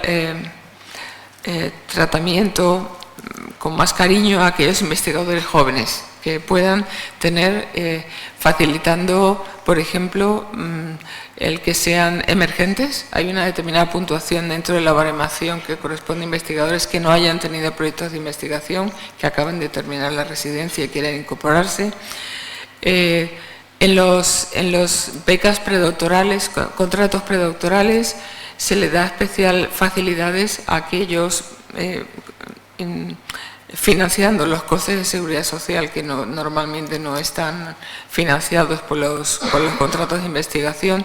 a investigadores jóvenes, con lo cual hay una serie de medidas que van encaminadas también a las nuevas generaciones que se van incorporando a todas las áreas, pero también a atención primaria dentro de esto. De hecho, en recursos humanos se facilita las estancias en el extranjero, la intensificación y los predoctorales, y una de las áreas prioritarias que se le da mayor puntuación es atención primaria e enfermería. Entonces yo creo que, todas estas cosas van mejorando y yo creo que sí estamos viendo un resultado en cuanto al aumento en financiación de proyectos de investigación en atención primaria. Y luego esto es en cuanto al apoyo a las convocatorias competitivas. Y luego la acción 13.3, que yo creo que, vamos, por los resultados, si uno compara a lo largo del tiempo, van mejorando y se van consolidando los datos. Hemos estado 800.000 durante un tiempo, 1 millón, y este año pues hemos cuadruplicado la inversión. La acción 13.3 era la promoción de investigación cooperativa en red específica en atención primaria y la priorización de las convocatorias en redes de la acción estratégica en salud. En el año 2021 y en el año que siguen financiándose, en el año 2022, aparecieron las redes de investigación cooperativa que con una cuantía total de financiación de 12.000 euros en atención primaria, que son las RICORS, redes de investigación cooperativa orientada a salud, a resultados en salud, y se financiaron con 12 millones de euros 3 proyectos bastante importantes, 3 redes de investigación en primaria. Una de ellas es la de adicciones, la red de investigación de cronicidad de atención y promoción de la salud, y aquella de intervenciones primarias para prevenir las enfermedades perinatales y en niños, enfermedades crónicas, que se financiaron. En una de ellas se han financiado 18 grupos de investigación, en otra 25 y en otra 20. Entonces yo creo que esto lo que da una medida es que la intención que se ha puesto tratando de promocionar muy específicamente las redes de investigación cooperativa, las RICORS, en atención primaria, pues yo creo que han dado resultado, y este año sí podemos decir que justo en la convocatoria del año 21 esto ha llegado a buen término. Y luego además debo decir que también desde el Carlos III se están, ya el año pasado y más este año, acaba de salir el viernes, creo que fue, los resultados de los proyectos de medicina personalizada, en la cual el año pasado hubo proyectos que se financiaron por 1,2 millones de euros, y este año hay en una resolución todavía provisional, hay una financiación de 4 millones de euros en proyectos relacionados de medicina personalizada en atención primaria. Muchos de ellos son cooperativos, no es un grupo grande. La ventaja de estos proyectos son muy cooperativos, tienen que participar al menos 6 comunidades autónomas, y ello hace que sea mucho más que haya mucha más equidad territorial en la incorporación de la investigación en estas especialidades. También hay algún proyecto que en investigación clínica independiente que se ha financiado también en atención primaria y entonces, bueno, pues creemos que cada vez va habiendo más participación de investigadores de atención primaria en las distintas convocatorias, en las distintas acciones del Instituto de Salud Carlos III. Con lo cual yo creo que el indicador que lo hemos cumplido con nuestra contribución a esta parte de I+D+, sí, desde el Instituto de Salud Carlos III. Y por otro, es que lo he comentado antes, el promover la intensificación de actividad investigadora. Yo creo que lo que hemos hecho que es la acción 13.4, es favorecer con puntuaciones a aquellos profesionales de atención primaria y enfermería. Entonces, hay determinados apartados de la convocatoria para poder facilitar el que hagan intensificación durante el año en que comparten la... Tengas que explicar lo que es la intensificación, que a lo mejor no todo el mundo está familiarizado. Sí, perdón, la intensificación es el poder dedicar un año del trabajo normal para poder desarrollar proyectos de investigación. Entonces, lo que se hace es aquellos investigadores que tienen un proyecto de investigación en activo, dispensarles. O sea, lo que se hace es dar el dinero a la institución para contratar a otra persona y liberar de la atención de pacientes para dedicarse más a la investigación del proyecto que están desarrollando. Entonces, pueden ser 2 años al 50% o 1 año al 100%. Esto es, y yo creo que con esto se favorece mucho el que puedan, tanto investigadores de hospitales, pero también, sobre todo, dándoles una puntuación más, priorizando, básicamente, estos distintos profesionales. Y bueno, estamos en el Instituto de Salud Carlos III haciendo un seguimiento en el porcentaje de investigadores, que es algo que tenemos en nuestro plan estratégico también, con todos los investigadores de todas las especialidades, pero también con atención primaria. Entonces, estamos queriendo hacer un seguimiento en el porcentaje de investigadores trabajando en atención primaria y aquellos que sean integrados dentro de institutos sanitarios, porque muchos no piden. El centro que solicitan no es el centro de atención primaria, sino el instituto sanitario. Y entonces el centro de realización es el centro de atención primaria. Y entonces sí queremos tener un mapa, igual que el mapa de qué se hace aquí en investigación, un poco seguir a estos profesionales que sigan adelante y un poco pues ver los fondos que se han destinado, si de verdad han favorecido la investigación en este grupo de investigadores a lo largo del tiempo. Y yo creo que eso es algo que es importante, ver que los fondos que se han dedicado a estas cosas, que representan para la sociedad y en general para la atención primaria, en este caso más específico. Y bueno, la parte de los proyectos europeos, yo creo que desde el Instituto de Salud Carlos III sí se está haciendo un apoyo importante a proyectos que se puedan hacer. Hay proyectos de investigación, acciones complementarias en las cuales se pueden hacer proyectos en distintos países de la Unión Europea y el Instituto de Salud Carlos III financia la parte correspondiente a nosotros. Ahora saldrá la resolución a mediados de mes. Últimamente, y que directamente son concesiones directas. Si el proyecto en áreas como cáncer, neurodegeneración, biotecnología, etcétera, estos proyectos si se hacen en conjunción con otros países de la Unión Europea que también financian estas acciones, pues realmente nosotros hacemos caso a lo que dice Europa y son concesiones directas que estamos haciendo en esto. Entonces, yo creo que desde ese punto de vista, animar a la Oficina de Proyectos Europeos que hay en el Carlos III para que cualquier información que se quiera, los investigadores o actividades que puedan querer hacer junto con otros países, esto sale en las convocatorias a lo largo de todo el año, pero se van resolviendo y ahora es parte de la acción estratégica en salud y ya lo resolveremos, espero, a mediados de mes, terminar ya con todo. Pues esto es un poco todo lo que tenía que contar, más o menos el papel nuestro dentro de todo este plan de acción. Muchas gracias.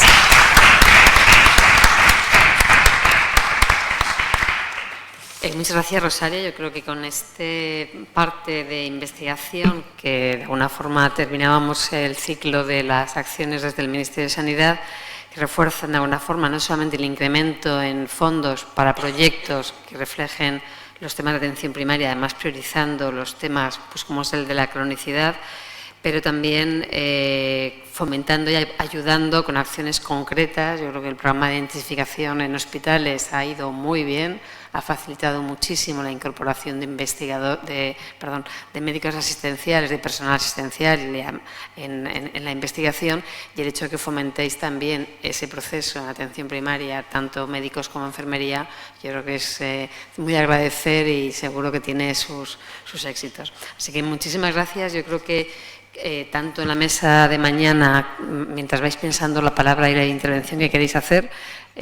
tanto la mesa de la mañana como la mesa de la tarde ha demostrado que estamos, como todos sabíamos, pero que está bien ponerle nombre a las cosas, una situación compleja y difícil,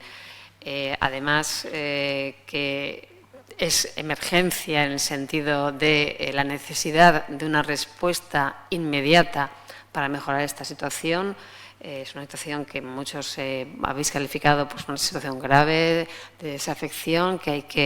que revertir, que exige ese esfuerzo de coordinación, y tanto yo creo que por la mañana a nivel europeo, tanto en el ámbito OMS como en el ámbito Unión Europea, con la intervención de los diferentes centros directivos del Ministerio de Sanidad, y el trabajo que mañana veremos más despacio, pero que también esta mañana y de alguna forma os hemos querido reflejar con las comunidades autónomas, no cabe duda que es un trabajo laborioso, merece la pena, pero es verdad que es un trabajo lento, y en ese sentido pues es verdad que necesitamos, como señalábamos esta mañana, pues elementos catalizadores que nos permitan de alguna forma incrementar la velocidad de respuesta, que podamos ver también resultados concretos en la ciudadanía, en las personas, en los profesionales sanitarios, es decir, tanto en nuestros centros sanitarios como en nuestros barrios, para poder también pues dar ese impulso que necesita la atención primaria. Abiertos estamos a cualquier sugerencia, aprovechamos que el público también es muy multidisciplinar, con ese enfoque que tanto estamos aquí señalando como necesario, desde la administración a los diferentes niveles europeos, organismos internacionales,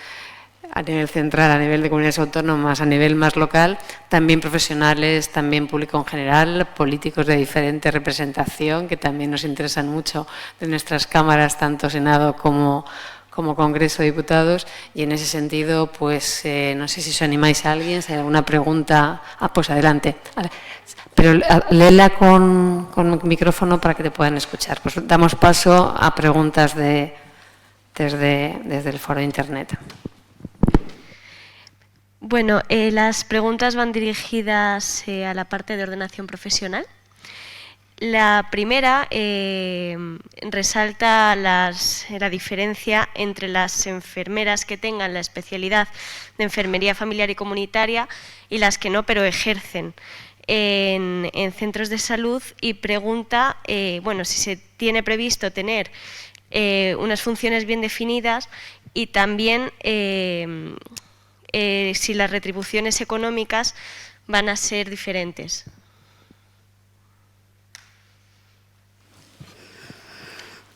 Las enfermeras especialistas en todas las comunidades autónomas tienen, por empezar por lo último, tienen unas retribuciones diferentes, ¿no? No hay una gran diferencia, pero hay una diferencia entre una y otra, aunque bueno, veremos en adelante eso cómo sigue, ¿no? Y en cuanto a las funciones, que es un tema importante, no están definidas, ¿no? O sea, en el caso de la enfermería familiar y comunitaria, yo creo que es parte que explica el por qué no ha habido una gran dotación de plazas, en la categoría, ¿no? Porque está creada la categoría, pero no hay una dotación y no salen igual que en otras especialidades enfermeras como salud mental o obstetricia, justo por la dificultad de definir funciones específicas que parecería razonable, dado que incorporamos una nueva categoría, que es la de enfermera especialista, que tuviera, bueno, pues una diferenciación sobre la enfermera generalista. Sí hay una coincidencia en que deben de mantenerse ambas figuras en general, ¿no? Tanto con responsables de cuidados, sociedades profesionales y también organizaciones sindicales, al menos hasta ahora, porque yo creo que también por eso, porque hay que definir esas funciones específicas. Sé que en algunos sitios la idea es empezar esa incorporación y las funciones dirigiéndose más a la parte comunitaria, a prevención y promoción, lo cual yo creo que, bueno, que es de agradecer porque es una parte que probablemente con el paso de los años ha ido quedando más desdibujada en la atención primaria y puede indirectamente servir, ¿no?, para recuperarla. Gracias. Dos más. La siguiente es más bien un comentario acerca de a la hora los pediatras de atención primaria, bueno, nos comentan que es más atractivo por las condiciones de trabajo el ser pediatra de hospital que pediatra de atención primaria.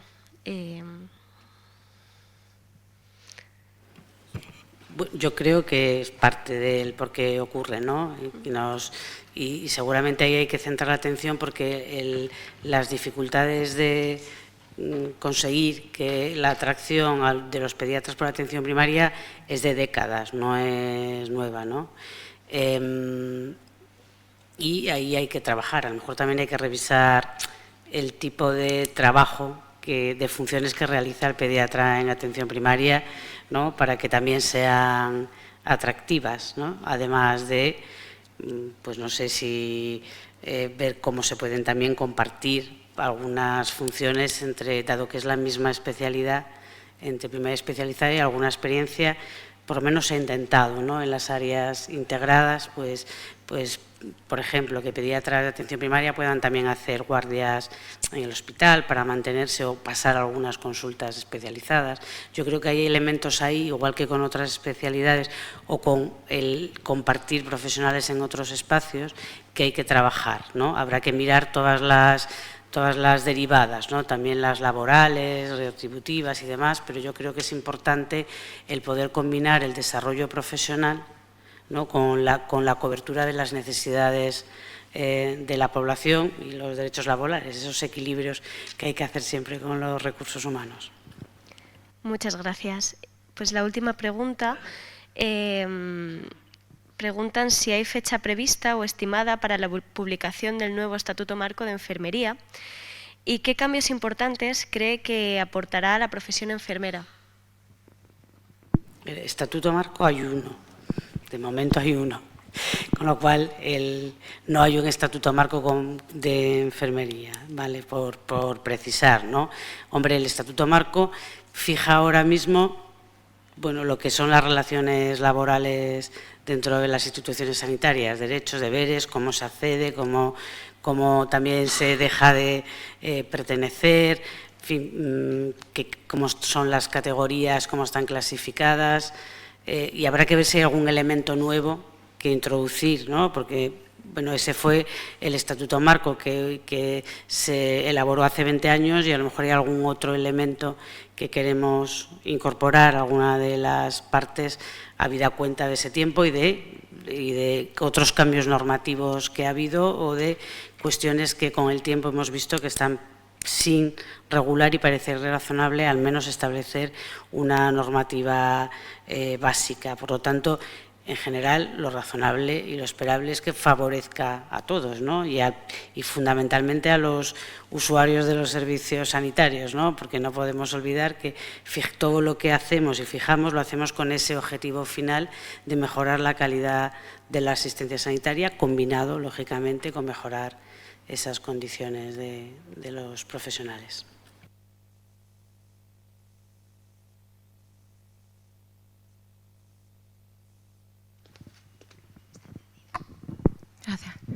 Buenas tardes. Es una pregunta dirigida a doña Celia. Dentro de este periodo de revisión del Estatuto Marco, parece ser que no está muy por la labor de que se pudiera establecer o un Estatuto Marco propio para el médico o una división específica que hablase solamente de los profesionales médicos. Yo creo que nadie, ningún responsable del Ministerio ha dicho nada similar a eso, ¿no? Ese es un tema que se abordará en el ámbito de negociación, ¿no? Todavía no es un debate que se haya producido. Ahora mismo lo que estamos debatiendo es el contenido propio del Estatuto Marco, que además, bueno, pues son elementos, por lo menos, o sea, todos los que hemos visto hasta ahora, y seguramente, si no todos, casi todos de los que quedan por ver, afectan a todas las categorías, o más a unas que a otras, pero ahora mismo están incluidos todos los profesionales en este estatuto. Esa discusión todavía ni siquiera se ha suscitado, ¿no?, en el ámbito de negociación. Me consta que sí se ha suscitado por distintos colectivos, tanto sindicales como de organizaciones profesionales, como de sociedades científicas. No en la mesa de negociación, quiero decir, es lo que estaba puntualizando. Ah, vale. Nada es más. Que, como sé que el tema está, y parece ser que eso, que desde el Ministerio no está muy por la labor, pues quería preguntar si hay algún cambio de criterio o no. Digo que no, lo de que el Ministerio no está por la labor, el Ministerio no se ha manifestado en relación con ese tema porque todavía no es un tema que formalmente se haya planteado. De acuerdo, gracias. Sí, con respecto a lo de pediatría y atención primaria, yo creo que lo más importante no es ofrecernos cosas del hospital, sino lo más interesante de atención primaria es la prevención, la promoción de la salud infantil, la atención continuada, el abordaje integral del paciente, etcétera, ¿vale? Y eso no lo puede hacer en el hospital. Sí, estamos de acuerdo. Lo que yo comentaba era cuando se hablaba de si era más atractivo o menos y elementos que pueden ayudar a veces a compatibilizar, pero yo comparto, lógicamente, la visión es totalmente diferente.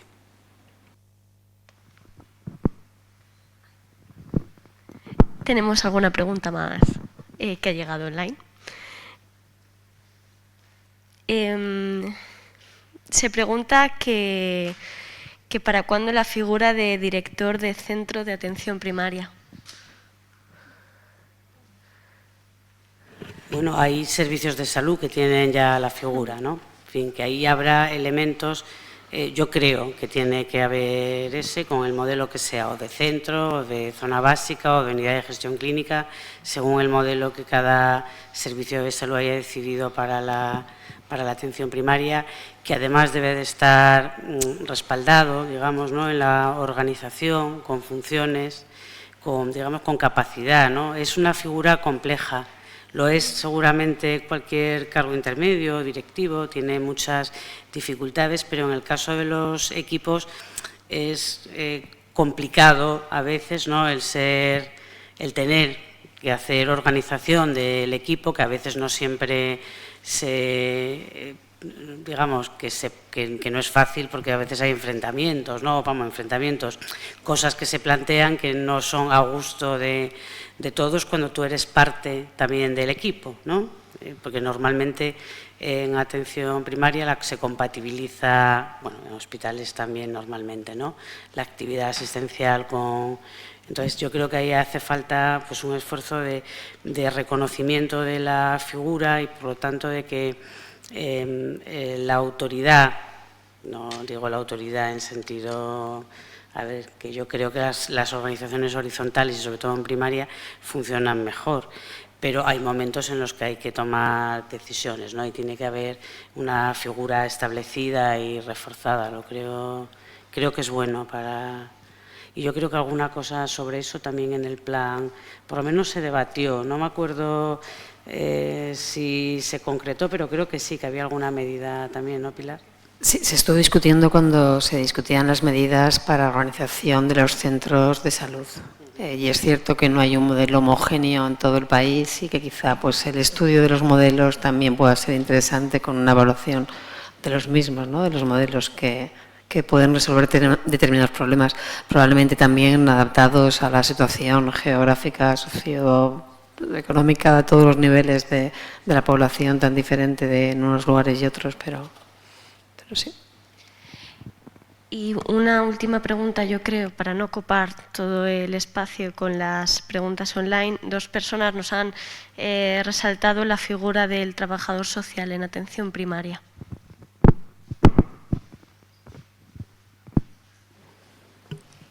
Bueno, yo era por repartir un poco el trabajo de la tarde, que es normal, ¿eh? Es normal que no solo siempre lo es, ¿no? Porque la parte de recursos humanos,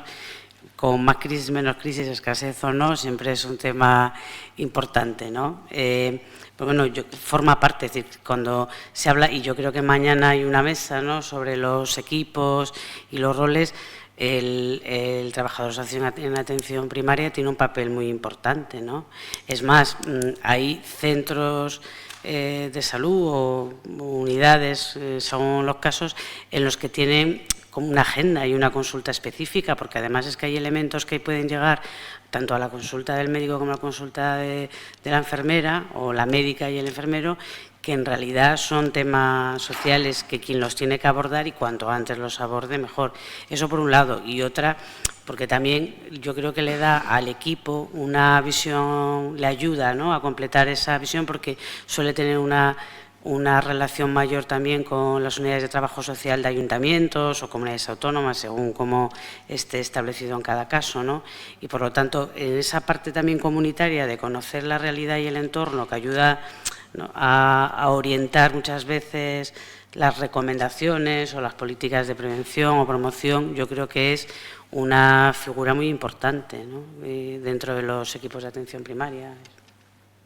Totalmente de acuerdo, lo explicas muy bien, Celia, te dejamos. Hay otra pregunta, me parece, ¿no? Lourdes, sin atrás. No, vale. Bueno, yo creo que tenemos tiempo para esta última pregunta y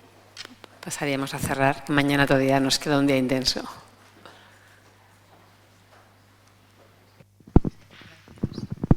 Hola, buenas tardes. Bueno, yo quería agradecerles sus ponencias a ustedes y a los de esta mañana. Me llamo Zaira Correcher, soy médico de familia y vengo aquí en calidad de, bueno, soy miembro de Junta Directiva Nacional de Semergen, es una sociedad científica de médicos de familia. Yo, más que una pregunta, quería hacer, no sé, es una pequeña reflexión. Nosotros en nuestra sociedad estamos ahora mismo haciendo un proyecto que supongo que conocerán sobre los tutores, porque hay una falta de tutores importante. Entre los que están dejándolo y los que no quieren ser tutores hay un problema muy grande que entiendo dificulta todavía más formar residentes. Entonces, bueno, si no lo conocen, yo lo pongo a su disposición. Pero sí que me gustaría resaltar que cuando quieres ser tutor te piden una serie de condiciones o de requisitos que muchos no cumplimos. Te piden un tiempo trabajado, te piden unas divulgaciones científicas, te piden publicaciones, te piden formación, y esto, si te dedicas a trabajar en el centro de salud, es un poco incompatible, porque nosotros trabajamos todos los días. No hay un espacio para investigar, no hay un espacio para formarnos, lo hacemos todo fuera de nuestro horario laboral. Si además a eso le añadimos la formación del residente, nuestra carga asistencial ya ni la comentamos. Entonces, no sé si contemplan, como en el hospital, que los médicos de familia que son tutores tengan un espacio para investigar o para formarse dentro de su horario laboral. Ya está. Bueno, hay uno de los objetivos, no me acuerdo ahora, de las acciones, no me acuerdo del número, pero bueno, una de las últimas, precisamente, y esa está calendarizada, digamos, en el 2023, porque lógicamente había que repartir la carga entre los 2 años y seguramente porque también necesita, ¿no?, madurarse para poderla trabajar, pero una de ellas es justamente hablar de la figura del tutor, la formación, es decir, hacer una revisión y una puesta en valor del trabajo de tutores, pero ahora mismo no es un trabajo que se haya iniciado desde el Ministerio, pero ahí las comunidades autónomas tienen mucho que decir, porque al final la gestión de los tutores, ¿no?, y de la propia formación sanitaria es de las comunidades autónomas y no puede ser de otra manera, ¿no? No se puede tampoco hacer ahí una imposición más allá de que es una cosa que a veces comentamos, y no quiero abrir una polémica, con mucha facilidad en cuanto a la necesidad de incrementar plazas de formación sanitaria. Bueno, el esfuerzo que se ha hecho de incrementar casi un 40% las plazas en 4 años es muy importante y esto también tensiona a la organización, ¿no? En cuanto a que, primero, que hay más personas moviéndose por los pasillos, sean de los centros de salud u hospitales, pero que los tutores tienen que dedicarle tiempo, los tutores y algunos que no son tutores también, ¿no? Porque al final el resto del personal de la institución también le tiene que dedicar tiempo. Entonces tenemos que ir haciendo las cosas de forma compasada, ¿no? Porque mantener la calidad del sistema de formación que tenemos implica también, ¿no?, ir de forma adecuada, y lo comentaba ahora en la intervención, en cuanto a la formación, la dedicación, los tiempos, ¿no? Y yo creo que eso tenemos que reflexionarlo y verlo bien, porque no será lo mismo una formación si el tutor le puede dedicar tiempo al residente y no tiene ocupado el 100% con actividad asistencial y mucha presión, que si tiene un margen para poder hacerlo, ¿no? Y yo creo que esa reflexión seguramente es compartida y lo que hay que ver es cómo lo articulamos y lo ponemos en marcha. Y también que el acceso, yo eso lo creo en general, ¿no?, para la figura de tutor y para otros puestos que puedan ser singulares. Además de poner unos requisitos para el acceso, esos requisitos tienen que servir para buscar un apoyo para hacer ese itinerario a quien quiera llegar a esa posición. Es decir, que si yo quiero ser tutora y para eso me van a exigir, pues, publicación de artículos o tener una serie de horas de docencia del tipo que sea y tal, la organización me tiene que facilitar que yo pueda acceder a eso sin serlo, porque si no hay un cuello de botella a facilitar o por lo menos orientar y ayudar a que yo lo pueda conseguir, si no se va a producir una desigualdad en el acceso a algo que puede ser de interés, ¿no?, para gente que a lo mejor no tiene facilidad o recursos cercanos para poder acceder, ¿no? Y yo, bueno, pues yo por lo menos lo voy a proponer cuando lo hablemos el año que viene o que es ya dentro de unos días. Sí, no queda mucho. En cualquier caso, bienvenido cualquier contribución por vuestra parte. Se emergen sociedades científicas, vamos, que en ese sentido estamos súper abiertos y en las diferentes comisiones de trabajar cualquier aspecto que además, si viene de una sociedad científica de atención primaria, siempre es muy bienvenido. O sea, que adelante. Pues vamos a dar por terminada esta sesión del día de hoy